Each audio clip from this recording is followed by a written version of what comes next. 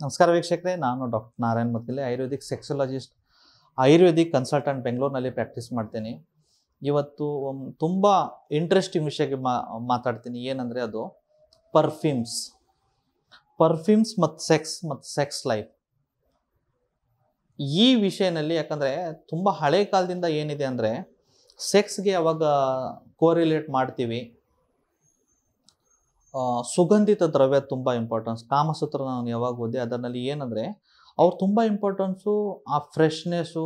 ಆ ಸೆಕ್ಸ್ ಮಾಡೋಕ್ಕಿಂತ ಮುಂಚೆ ಇಡೀ ಬಾಡಿನ ಏನು ಮಾಡಬೇಕು, ಸ್ಯಾಂಡಲ್ವುಡ್ ಪೌಡ್ರದ, ಶ್ರೀಗಂಧದ ಪೌಡ್ರದಿಂದ ಲೇಪ ಮಾಡಿಬಿಟ್ಟು ಆಮೇಲೆ ಸ್ವಲ್ಪ ಟೈಮ್ ಇಟ್ಕೊಂಡು ಅದು ಲೇಪ ವಾಶ್ ಮಾಡಬೇಕು. ಆಮೇಲೆ ಸುಗಂಧಿತ ದ್ರವ್ಯನ ಮೈ ಮೇಲೆ ಹಾಕಬೇಕು. ಹೂವು ಫೀಮೇಲ್ಗೆ ಯಾವಾಗ ಒಳಗಡೆ ಬರ್ತಾರೆ ಅದ್ರ ಮೇಲೆ ಹೂವು ಹಾಕಿ ಬರಬೇಕು. ಆಮೇಲೆ ಯಾವ ರೂಮ್ನಲ್ಲಿ ತಾವು ಸೆಕ್ಸ್ ಮಾಡಬೇಕು, ಅಥವಾ ಯಾರು ಇಬ್ಬರು ಗಂಡ ಹೆಂಡತಿ ಸೇರಬೇಕು, ಅಥವಾ ಇಬ್ಬರು ಕಪಲ್ ಸೇರಬೇಕಂದ್ರೆ ಒಳ್ಳೆ ಸ್ಮೆಲ್ ಇರಬೇಕು ಅಲ್ಲಿ ಅಂತ. ಇಷ್ಟೆಲ್ಲ ಪರ್ಫ್ಯೂಮ್ಸ್ ಬಗ್ಗೆ ಅಥವಾ ಈ ಥರ ಇರಲಿ, ಅಥವಾ ಈ ಥರ ಅಂದರೆ ಮೂಡ್ ಅರೌಸಲ್ ಏನು ಸ್ಮೆಲ್ ಬಗ್ಗೆ ನಾವು ಯಾವಾಗ ಮಾತಾಡ್ತೇವೆ. ಸೊ ಅದು ಕಸ್ತೂರಿ ಇರ್ಬೋದು. ಕಸ್ತೂರಿ ಅಂದರೆ ನಿಮಗೆ ಗೊತ್ತಿರ್ಬೋದು, ಒಂದು ಒಳ್ಳೆ ಡೀರ್ ಏನಿರುತ್ತೆ ನೋಡಿ, ಅದರದ್ದು ಅಂಶ ತೆಗೆದಿರ್ತಾರೆ. ಆ ಕಸ್ತೂರು ಜಸ್ಟ್ ನೀವು ಹಿಂಗೆ ಕೈ ಮೇಲೆ ಸ್ವಲ್ಪ ಅಪ್ಲೈ ಮಾಡಿಬಿಟ್ಟು ಹಿಂಗೆ ಮಾಡಿಬಿಟ್ರೆ ಒಳ್ಳೆ ಉದ್ರೇಕ ಬರುತ್ತೆ, ಒಳ್ಳೆ ನಿಮುರ್ಕಿ ಬರುತ್ತೆ. ಮತ್ತು ನಿಮಗೆ ಟೈಮಿಂಗ್ ಚೆನ್ನಾಗಿ, ಯಾರಿಗೆ ಶೀಘ್ರ ಸ್ಖಲನ ಪ್ರಾಬ್ಲಮ್ ಇದ್ದರೆ ಸ್ವಲ್ಪ ಕಸ್ತೂರಿ 100% ನಿಮಗೆ ಚೆನ್ನಾಗಿ ಸಿಗ್ತಾರೆ. ಯೂಶಲಿ ಇಫ್ ಇನ್ ಕೇಸ್ ತಾವು ಏನಾದರೂ ಮದುವೆ ಆದಮೇಲೆ ಹನಿಮೂನ್ಗೆ ಏನಾದರೆ ಶಿಮ್ಲಾ, ಮನಾಲಿ ಅಥವಾ ಆ ಸೈಡ್ ಏನಾದರೂ ಹೋದರೆ ಅಲ್ಲಿ ಏನು 2 ಐಟಮ್ ತುಂಬ ಫೇಮಸ್ ಅಲ್ಲಿ ಸೇಲ್ ಮಾಡೋಕ್ಕೆ. ಒಂದು ಏನಂತಾರೆ ಶಿಲಾಜಿತ್. ಎರಡನೇದಂದರೆ ಕಸ್ತೂರಿ ಅಂದರೆ ಹೊಸ ದಂಪತಿಗಳಿಗೆ ಶಿಲಾಜಿತ್ ತೊಗೊಳ್ಳಿ, ಹಾಲಿನಲ್ಲಿ ಹಾಕಿ ಕುಡೀರಿ ಅಂತ. ಎರಡನೇದಂದರೆ ಕಸ್ತೂರಿ ಯೂಸ್ ಮಾಡಿ ಟೈಮಿಂಗ್ನ ಜಾಸ್ತಿ ಮಾಡಿ ಅಂತ. ಸೊ ಯಾವಾಗ ಈ ಪರ್ಫ್ಯೂಮ್ಸ್ ಬಗ್ಗೆ, ಯಾವಾಗ ಈ ಎಲ್ಲ ಸುಗಂಧಿತ ದ್ರವ್ಯ ಬಗ್ಗೆ ಇಷ್ಟೆಲ್ಲ ಚೆನ್ನಾಗಿದ್ದರೆ, ಇವತ್ತು ನಾನು ಪರ್ಫ್ಯೂಮ್ಸ್ ಬಗ್ಗೆ ಮತ್ತು ಅದರದ್ದು ಸೆಕ್ಸ್ ಲೈಫ್ನಲ್ಲಿ ಆಗುವ ಹಾನಿಗಳ ಬಗ್ಗೆ ನಾನು ನಿಮಗೆ ಮಾತಾಡ್ತೀನಿ. ಯಾಕಂದರೆ ಒಂದು ನ್ಯಾಚುರಲ್ ಆಗಿ ಆಗುವ ಪರ್ಫ್ಯೂಮ್ಸು, ನ್ಯಾಚುರಲ್ ಆಗಿ ಹೂವು, ನ್ಯಾಚುರಲ್ ಆಗಿ ಆಗುವ ಐಟಮ್ಗಳಿಂದ ಮಾಡಿದ ಪರ್ಫ್ಯೂಮ್ಸ್ದಿಂದ ಅದರದಿಂದ ನಿಮಗೆ ಸೆಕ್ಸ್ ಎಷ್ಟು ಚೆನ್ನಾಗಿ ಇಂಪ್ರೂವ್ ಆಗುತ್ತೆ. ಅದೇ ರೀತಿ ಯಾವಾಗ ಈ ಪರ್ಫ್ಯೂಮ್ಸ್ನಲ್ಲಿ ಒಂದು ಕೆಮಿಕಲ್ ಇರುತ್ತೆ, ಆ ಕೆಮಿಕಲ್ ಬಗ್ಗೆ ನಾನು ನೀವು ಬರುವ ನಿಮಿಷದಲ್ಲಿ ಮಾತಾಡೋದಿದ್ದೀನಿ. ಆ ಕೆಮಿಕಲ್ ಏನಾದರೂ ನಿಮ್ಮ ಪರ್ಫ್ಯೂಮ್ಸ್ನಲ್ಲಿ ಜಾಸ್ತಿ ಇದ್ದರೆ ಅದರದಿಂದ ನಿಮ್ಮ ಸೆಕ್ಸ್ ಲೈಫು ಅಥವಾ ನಿಮ್ಮದು ಇನ್ಫರ್ಟಿಲಿಟಿನಲ್ಲಿ ಆಗುವ ದುಷ್ಪರಿಣಾಮಗಳು, ಇದರ ಬಗ್ಗೆ ನಾನು ಹೇಳ್ತೀನಿ. ಆ ಕೆಮಿಕಲ್ ಏನೀಗ ಇದು ಪರ್ಫ್ಯೂಮ್ಸ್ನಲ್ಲಿ ಇವತ್ತು ನಾಳೆ ತುಂಬ ಜಾಸ್ತಿ ಏನು ಯೂಸ್ ಮಾಡ್ತಾರೆ ಅಂದರೆ ಅದ್ರ ಹೆಸರು ಥ್ಯಾಲೇಟ್ಸ್ ಅಂತ.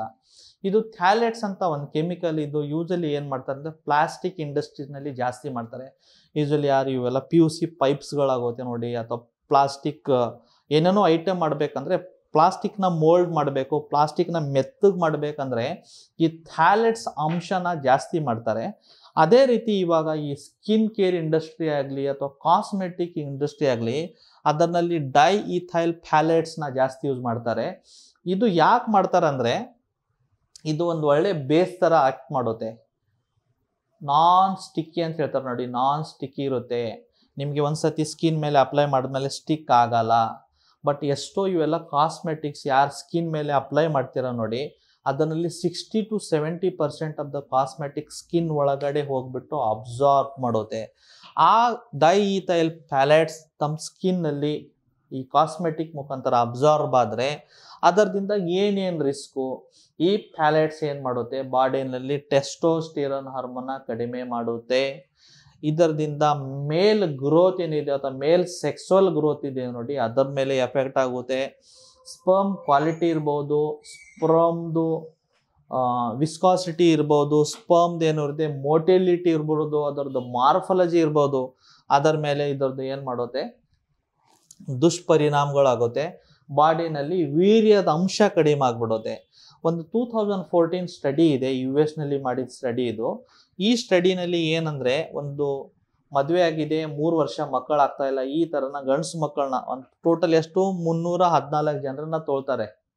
ಅದರದ್ದು ಯೂರಿನ್ ಸ್ಯಾಂಪಲ್ ಚೆಕ್ ಮಾಡ್ತಾರೆ. ಯೂರಿನ್ ಸ್ಯಾಂಪಲ್ ಚೆಕ್ ಆದ್ಮೇಲೆ ಅದರಲ್ಲಿ ಎಲ್ಲರದ್ದು ಬಾಡಿನಲ್ಲಿ ಏನಾಗುತ್ತೆ, ಇದು ಥ್ಯಾಲೇಟ್ಸ್ ಅಂತ ಅಂಶ ಜಾಸ್ತಿ ಆಗುತ್ತೆ. ಯಾಕಂದರೆ ಫಾರಿನ್ ಕಂಟ್ರೀಸ್ನಲ್ಲಿ ಏನಾಗುತ್ತೆ, ಅಲ್ಲಿ ಕಂಟಿನ್ಯೂಸ್ ಒಂದು 6 ತಿಂಗಳು 8 ತಿಂಗಳು ಕಂಪ್ಲೀಟ್ಲಿ ಸ್ನೋಫಾಲ್ ಆಗ್ತಾ ಇರುತ್ತೆ. ಪೂರ್ತಿ ಕೋಲ್ಡ್ ವೆದರ್, ಮೈನಸ್ ಟೆಂಪರೇಚರ್ನಲ್ಲಿ ಇರ್ತಾರೆ. ಅವ್ರು ಏನು ಮಾಡ್ತಾರೆ, ನಮ್ಮ ಥರ ಡೈಲಿ ಸ್ನಾನ ಮಾಡಲ್ಲ. ಅವ್ರಿಗೆ ಏನಂದರೆ ಪೂರ್ತಿ ಚಳಿ ಐಸ್ ಇರುತ್ತೆ. ಆ ನೀರನ್ನ ಬಿಸಿ ಮಾಡಿಬಿಟ್ಟು ಸ್ನಾನ ಮಾಡಬೇಕಂದ್ರೆ ಅವ್ರಿಗೊಂದು ದೊಡ್ಡ ಕಷ್ಟ. ಅವ್ರು ಏನು ಮಾಡ್ತಾರೆ, ಬ್ರಷ್ ಮಾಡೋದು, ಜಾಸ್ತಿ ಆದರೆ ಮುಖ ಸ್ವಲ್ಪ ವಾಶ್ ಮಾಡೋದು, ಬಟ್ಟೆ ಹಾಕೊಳ್ಳೋದು, ಪರ್ಫ್ಯೂಮ್ನ ಸ್ಪ್ರೇ ಮಾಡೋದು, ಕಾಸ್ಮೆಟಿಕ್ಸ್ನ ಜಾಸ್ತಿ ಯೂಸ್ ಮಾಡೋದು. ಅವಾಗ ವಿಂಟರ್ನಲ್ಲಿ ಏನಾಗುತ್ತೆ, ಅಲ್ಲಿ ಸ್ವಲ್ಪ ಸ್ಕಿನ್ ಡ್ರೈನೆಸ್ ಆಗುತ್ತಲ್ಲ, ಸೊ ಏನು ಮಾಡ್ತಾರೆ ಅವರು ಎಲ್ಲ ಕಾಸ್ಮೆಟಿಕ್ಸ್ನ ಜಾಸ್ತಿ ಸ್ವಲ್ಪ ಚೆನ್ನಾಗಿ ಕಾಣಿಸ್ಬೇಕು, ಒಳ್ಳೆ ಲುಕ್ ಬರಬೇಕಂದ್ರೆ ಪರ್ಫ್ಯೂಮ್ ಜಾಸ್ತಿ ಯೂಸ್ ಮಾಡೋದು, ಕಾಸ್ಮೆಟಿಕ್ ಜಾಸ್ತಿ ಯೂಸ್ ಮಾಡೋದು.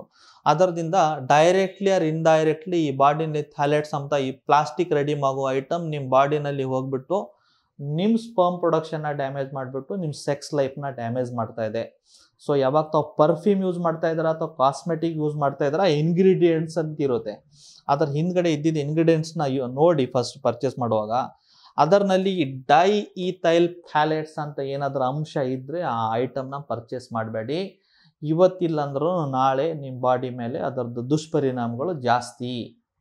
ನ್ಯಾಚುರಲ್ ಆಗಿರೋ ಪರ್ಫ್ಯೂಮ್ಸ್ನ, ನ್ಯಾಚುರಲ್ ಆಗಿರುವ ಸುಗಂಧಿತ ದ್ರವ್ಯಗಳನ್ನು, ನ್ಯಾಚುರಲ್ ಆಗಿರುವ ಸುಗಂಧಿತ ಅಂಶ ಯೂಸ್ ಮಾಡಿ ಏನು ಕಾಸ್ಮೆಟಿಕ್ಸ್ ಯೂಸ್ ಮಾಡ್ತಾರೆ ಅದು ಮಾಡಿ ನ್ಯಾಚುರಲು. ಬಟ್ ಯಾವುದೋ ರೀತಿ ಈ ಥರ ಕೆಮಿಕಲ್ನ ಯೂಸ್ ಮಾಡಬೇಡಿ. ಧನ್ಯವಾದ.